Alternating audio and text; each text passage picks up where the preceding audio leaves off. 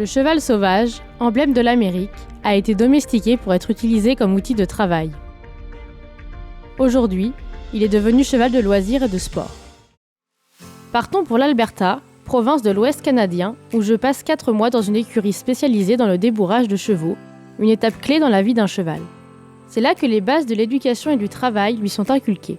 Comme pour un enfant qui rentre à l'école, il est important d'établir un bon contact en posant des limites tout en restant dans le respect, afin de créer une coopération durable entre l'animal et l'homme. Avec plus de 1000 chevaux débourrés à son actif, Roland Savatsky, mon maître de stage, est l'un des meilleurs d'Alberta. Sa méthode de travail s'inspire du Natural Horsemanship, une école de pensée venant de cow-boys américains et se basant sur la science et l'étude du comportement des chevaux. La première approche du travail du cheval se fait à pied, depuis le sol.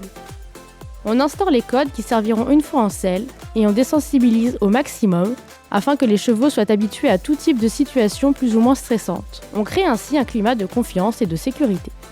Mes journées étaient rythmées par les tâches d'écurie quotidiennes et l'entretien général de la structure. J'ai sous ma responsabilité les chevaux de Roland, tous débutants dans le travail.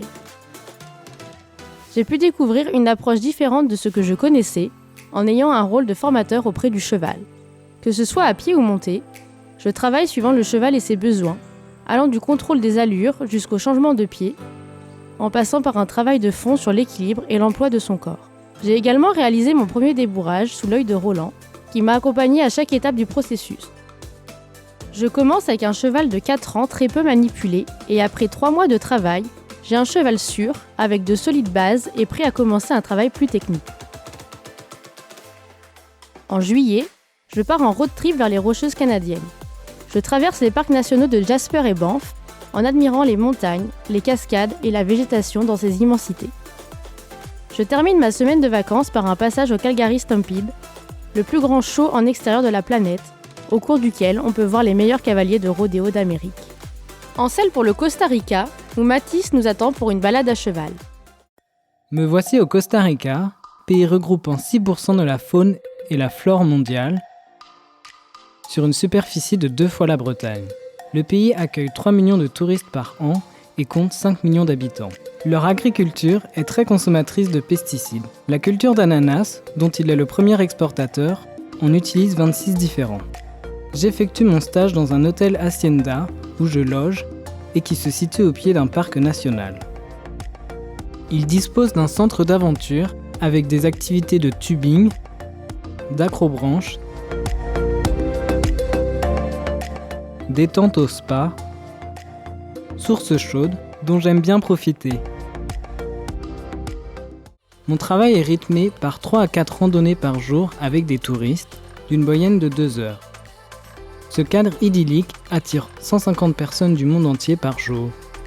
L'Hacienda, composée d'une équipe d'une douzaine de personnes, dispose de 80 chevaux pour les randonnées et une dizaine de poulinières à la reproduction. Les chevaux doivent s'adapter au terrain du Costa Rica, montagneux, humide, avec une saison sèche de 5 mois qui les met à rude épreuve. Les chevaux sont nourris au corral 2 fois par jour avec des concentrés riches en maïs. Le soir, dans leur champ, ils disposent de fourrage constitué d'une graminée nommée le pasto. L'Hacienda produit du fromage pour le restaurant de l'hôtel avec un troupeau de 25 vaches traite à la main et riche en diversité génétique. En juin, je quitte le Costa Rica pour renouveler mon visa. C'est alors que je choisis le Nicaragua, d'où viennent la plupart de mes collègues. Je me retrouve sur l'île Ometepe, au milieu d'un gigantesque lagon, où les animaux vivent en liberté et où la tranquillité et la bienveillance règnent en maître. Une petite coupure du stage très agréable. Fin août, c'est parti pour la découverte du Costa Rica. Je commence par la côte pacifique, très touristique, avec ses grandes plages et ses vagues très appréciées des surfeurs. Des fruits surprenants qui donnent envie de les découvrir, puis direction San José, la capitale, pour visiter le musée de la culture précolombienne, encore très présente aujourd'hui. À la fin de mon périple, je retrouve la nature luxuriante sur la côte Caraïbe pour profiter des plages blanches, paisibles, peaufiner mon bronzage. Retrouvons Lena, qui a pour objectif les championnats du Brésil. Je vous emmène à la découverte de l'Amérique du Sud dans une écurie d'entraînement de chevaux d'endurance. Un pays qui a presque la même superficie que l'Europe, le Brésil est réputé pour son incroyable diversité en faune et en flore. Il possède d'importantes richesses mal réparties avec une population majoritairement pauvre. Je suis accueillie pendant 4 mois dans la ferme Itacumbi, au Hara Endurance, située dans la campagne de Bragança Paulista, à environ 1h30 de Sao Paulo. Dans cette ferme, on produit de la canne à sucre, de l'eucalyptus, on y élève des bovins pour la viande et des pur-sang arabes pour le sport, les courses d'endurance. Je travaille au Hara en tant que cavalière d'entraînement et de course. Après plusieurs semaines de travail, on me propose de courir au championnat du Brésil sur 120 km avec Vettina Endurance. Je participe alors activement à son entraînement. Cela combine des séances de pas, d'allure et de galop. Les soins quotidiens restent très importants. En effet, entretenir un athlète n'est pas à prendre à la légère. Le jour de la compétition, le cheval est au meilleur de sa forme. Il a complété sa course avec une grande facilité, nous terminons 7e de cette épreuve.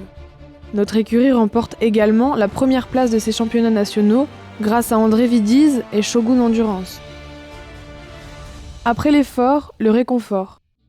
Pendant mes jours off, je profite de la piscine et de la joie des fermes brésiliennes.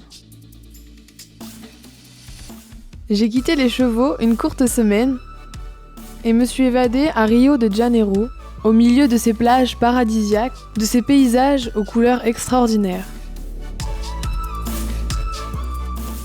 En Amérique comme dans le monde, le cheval a toujours eu une place importante auprès de l'homme.